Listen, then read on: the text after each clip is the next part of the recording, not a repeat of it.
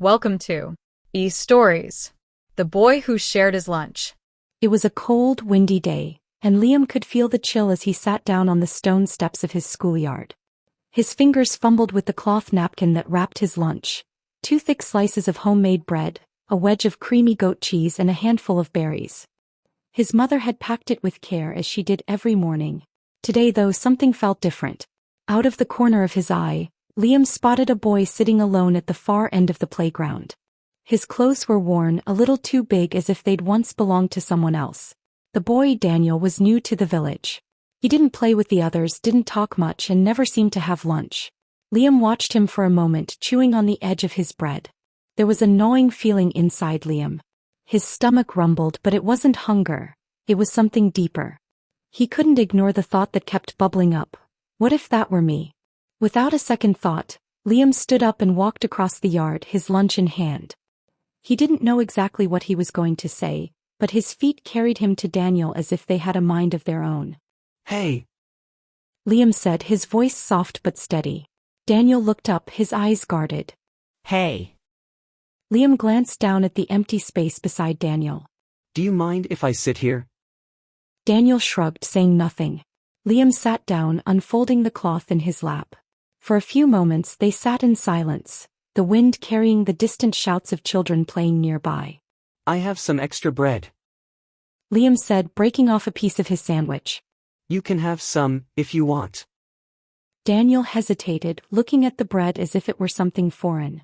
"I don't want to take your food." He mumbled. Liam shook his head. "It's not about that. I've got plenty.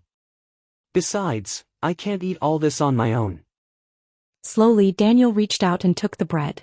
It wasn't much, a simple gesture really, but the look in Daniel's eyes told a different story. To him it was more than bread. It was a moment of recognition, a lifeline of sorts. As they ate, Daniel began to talk. His words came out in a slow, careful stream, as if he wasn't used to anyone listening. He told Liam about how his family had moved to the village after his dad lost his job. How they had left their old house behind, their friends, their life. Now things were harder. Food was scarce, and his mother often skipped meals so he and his siblings could eat. Liam listened, his heart heavy with each word. He thought about his own life, his warm house, the smell of stew bubbling in the pot when he came home from school, his parents laughing at the kitchen table. He'd always taken those things for granted. But now, sitting next to Daniel, he realized how fragile those comforts could be. The next day and every day after that, Liam asked his mother to pack a little more food. He never told her why, just that he was hungrier than usual. And every day he would sit with Daniel on the steps, sharing his lunch without saying much about it. The bread, the cheese, the berries, they all became something more than just food. They became a connection, a quiet understanding between 2 boys who, in many ways, were living in different worlds. Over time, others noticed. One day, another boy offered an extra apple. Then a girl handed Daniel half of her sandwich. Slowly, the simple act of sharing lunch became a movement. The children in the village began to look out for one another. No one asked why, they just knew. There was always enough to go around, even when it didn't seem like it. But the change wasn't just in the schoolyard.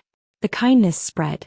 At home, Liam's parents started noticing that their neighbors were struggling, and soon they were leaving baskets of food on porches late at night. Others followed, and the village slowly became a place where no one went without, not because they had to, but because they wanted to. Daniel's family eventually found their footing again.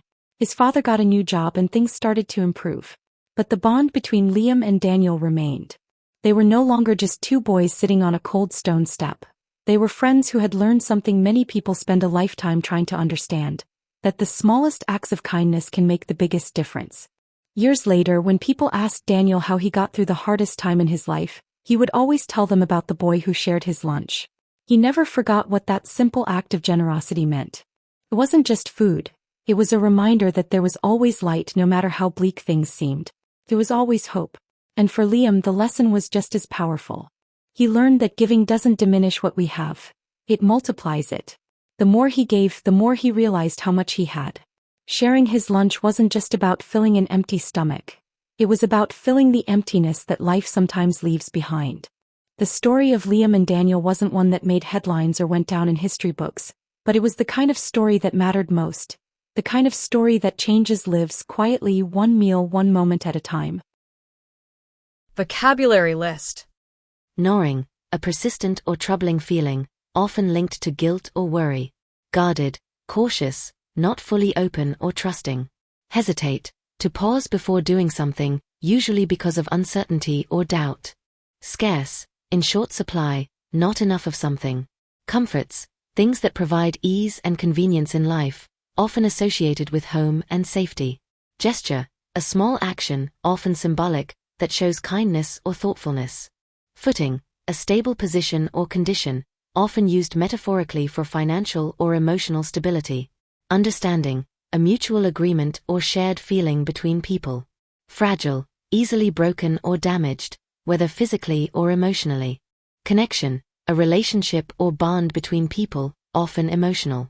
Movement, a group action or trend that spreads among people, often involving change. Diminish, to make something smaller or less important. Multiply, to increase or make more numerous. Porch, a covered area at the entrance of a house. Bleak, without hope or cheer, gloomy. Headline, the title or main story in a newspaper or news source. Ripple, a small wave or effect that spreads outward, often used metaphorically for a growing impact. Chewing, biting and grinding food with your teeth to make it easier to swallow. Shrugged, to raise and lower your shoulders to show that you are unsure or indifferent. Fumbled, to handle something clumsily or with difficulty, often because you are nervous or unsure. Thanks for watching.